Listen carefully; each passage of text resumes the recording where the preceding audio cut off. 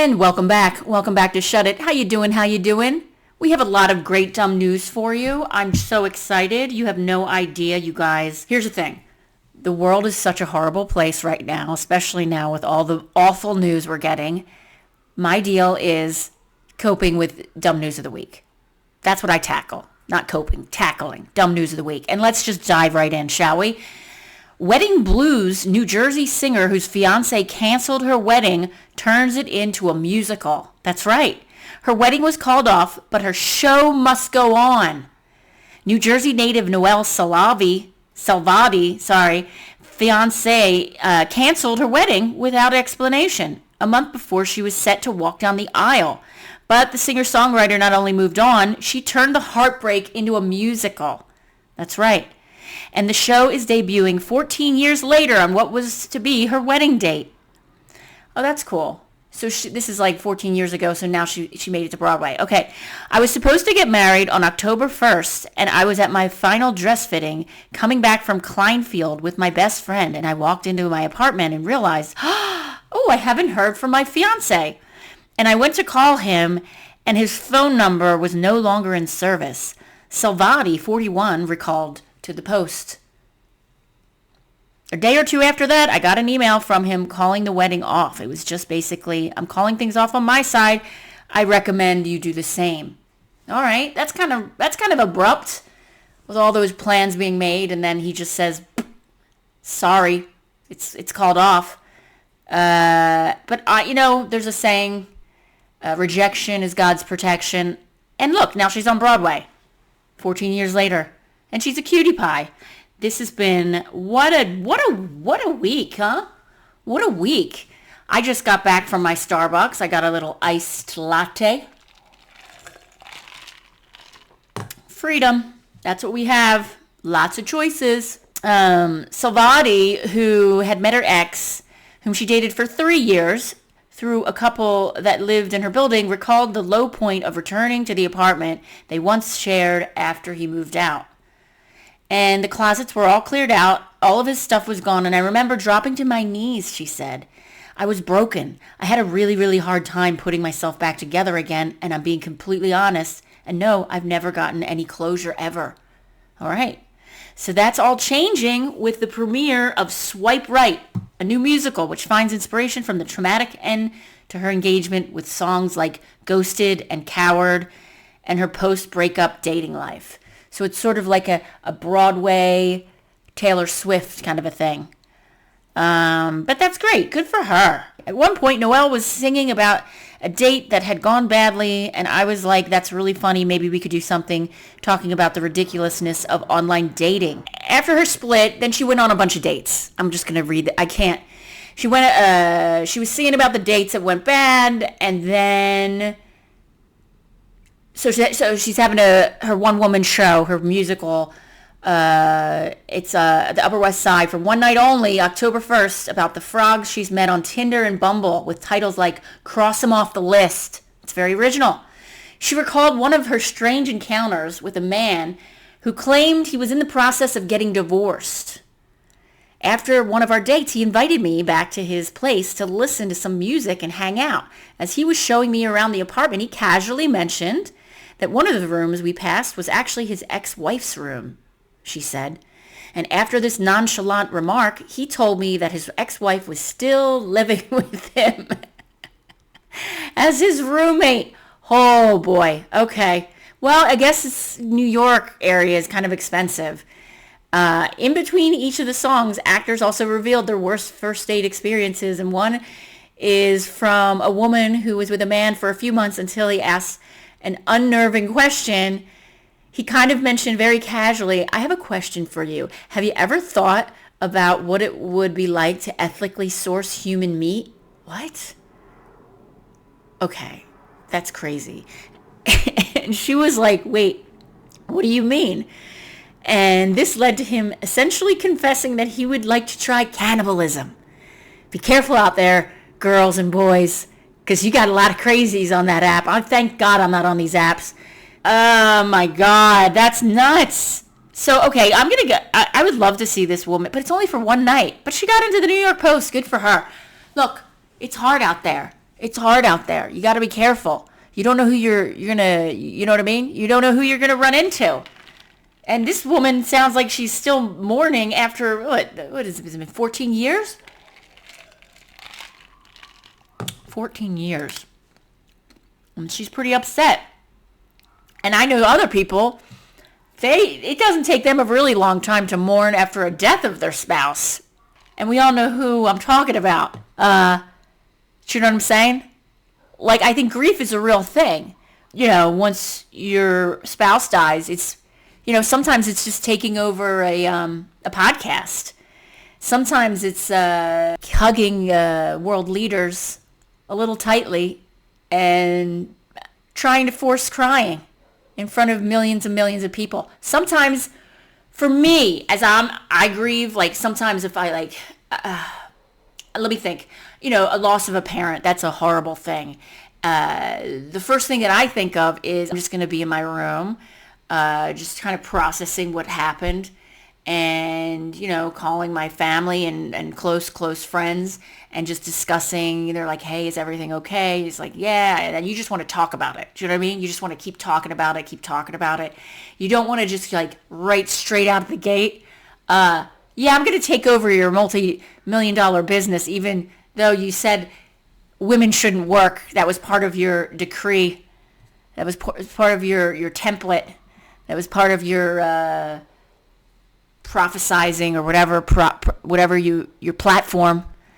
But no. I'm going to go straight out. I'm going to just go, you know what? Let's get over this. I forgive them. And let's get to work. Let's take over this.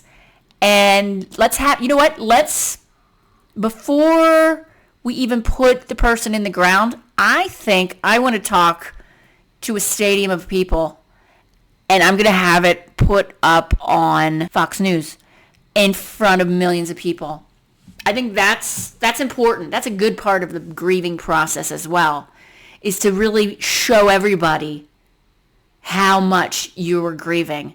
And if you don't know what I'm talking about by now, then good for you. I'm jealous because you have a life and you're not glued to the news like I am. By the way, I tried that whole, when I went on vacation, not trying to be on my phone so much, and I read a novel. And I know, that's like, what are you talking about, Jen? You're a writer. Yeah, I know. But I read a full novel, and I was not on my phone for 3 days.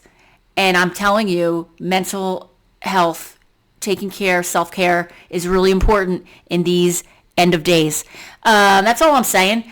Or if you feel more comfortable performing your eulogy in front of millions of people with a full face of makeup and espousing, you know, the fact that you're going to take over the legacy that is your husband's business of hate and divisiveness, that's another way of grieving. Do you know what I mean?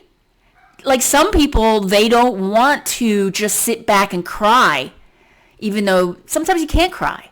You know what I mean? Sometimes you're trying to cry, but you're just so distraught with grief that you have to squint your eyes like really tightly and get a big dab of a big paper, and you just have to do this a lot because all that mascara is just going to run down, and then you're going to look scary. Then you're not going to just like a grieving wife. You're going to look like a scary grieving wife. You want to look like a sad. You know what? I have a theater major. I'm a theater major. Actually, I have a degree in acting. I do, and I'm directing. And I just thought about something. If you guys, all of my listeners out there, all of my YouTube followers, like and subscribe if you can, all of my Spotify, all of my Apple, if you would like a class in how to act like a real grieving spouse.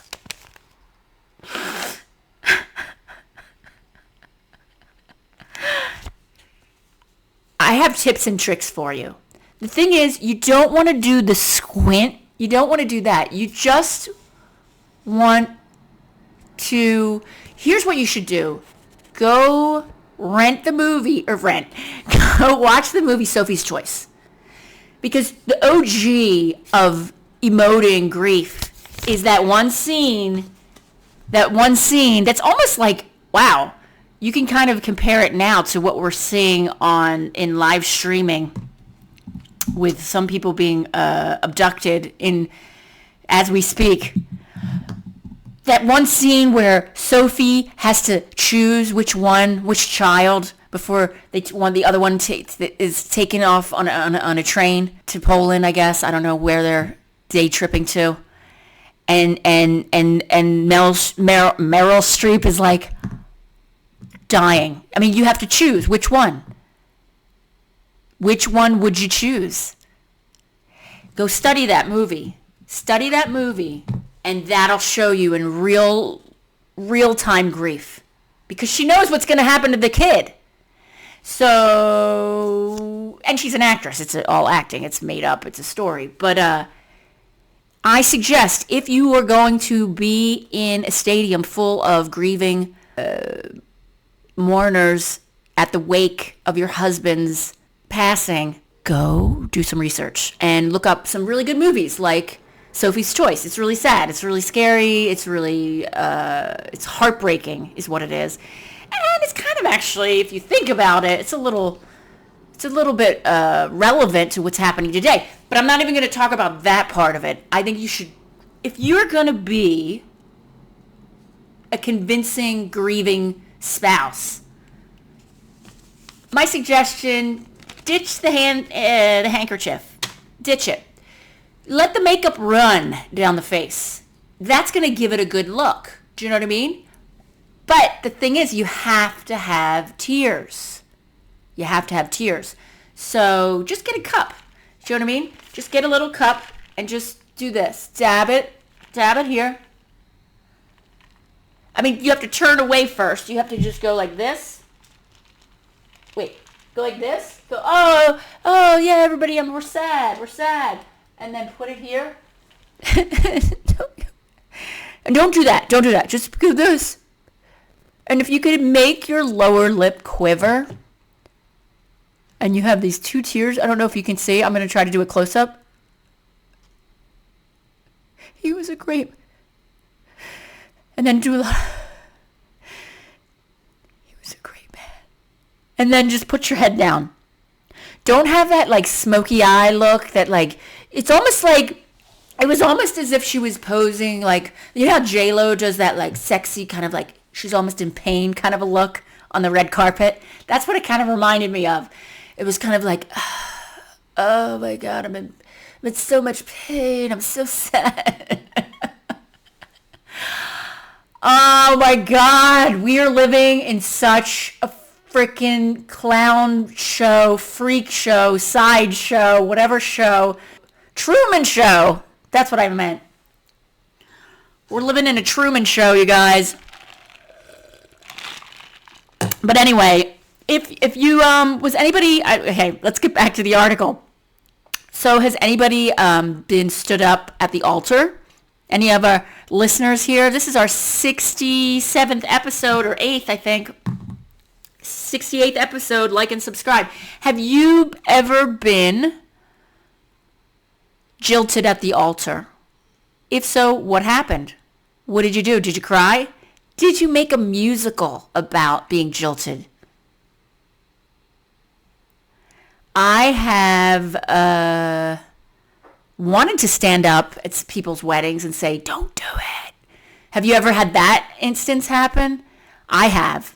And I didn't do it because these are choices they need to make and mistakes they need to make. And yes, is that person divorced? Yes, they are. Did they find out quick? They did. And did I say, I told you so? I did.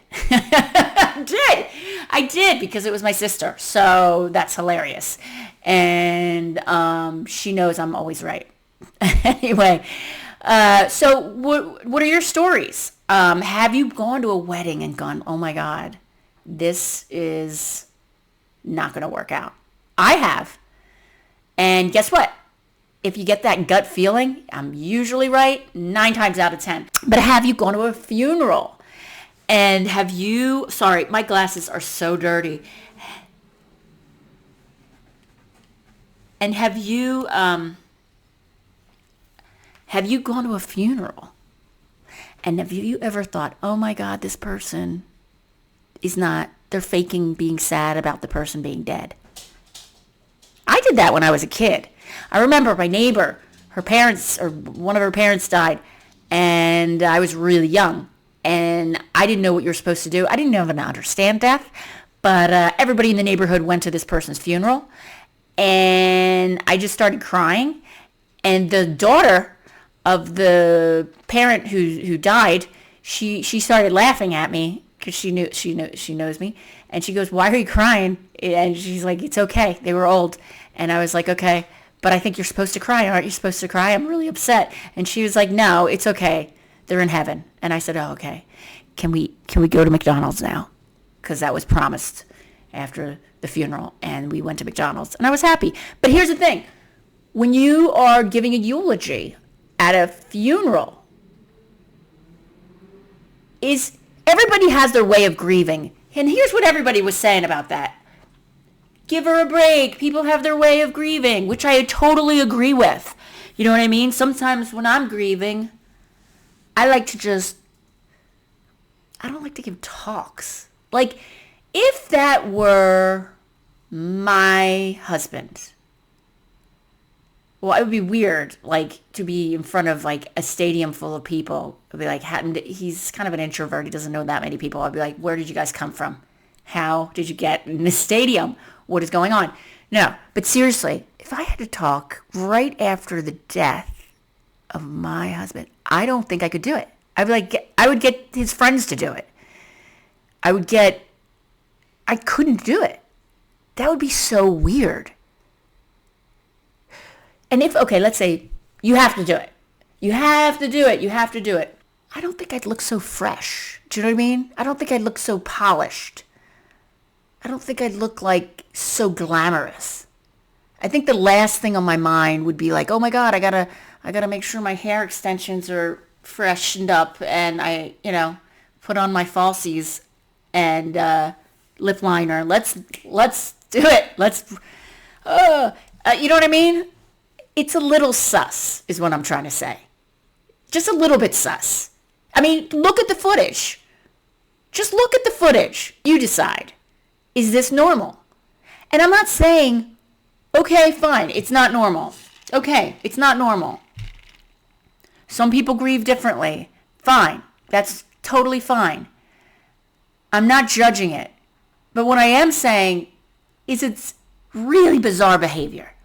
And if you can't recognize that's really bizarre behavior after you lost your husband and you have 2 small children, to be that composed and that calm, and then you're squeezing daddy at the end of it. It's just weird. It gives off like weird vibes. I can't really put my finger on it. It gives off sort of this, I don't know, look back on the most beloved person you've lost. And let's say you're in front of, 20,000 people live in a stadium, and it's 2 days. The body's still warm. Is that normal? Is that normal? I'm just asking a question. I'm not saying anything. Is that normal? Maybe that's the new normal. Maybe how we have evolved as a species. Maybe the grieving process is just, we skipped it. It's just, it goes much faster. You know how we can read much quicker than we could back in basically, I feel like this whole thing is a hoax. And I just said it. And I don't even know why. I don't know why it's a hoax. It just, everything feels so disingenuine. The emotion, the stadium, the coffee cups, it's all like it's a psyop, as my sister Peggy would say. It's a psyop.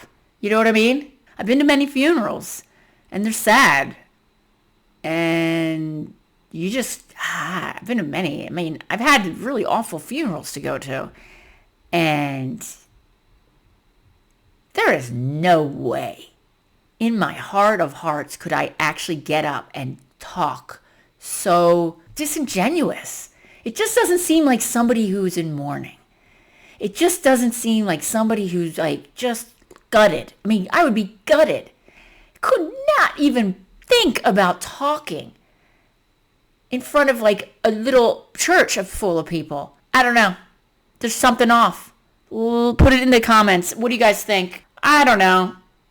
I think I have to watch South Park just to process it. I think it's the only sort of, I don't know, the only mirror I can sort of look at and go, okay, this is making more sense to me.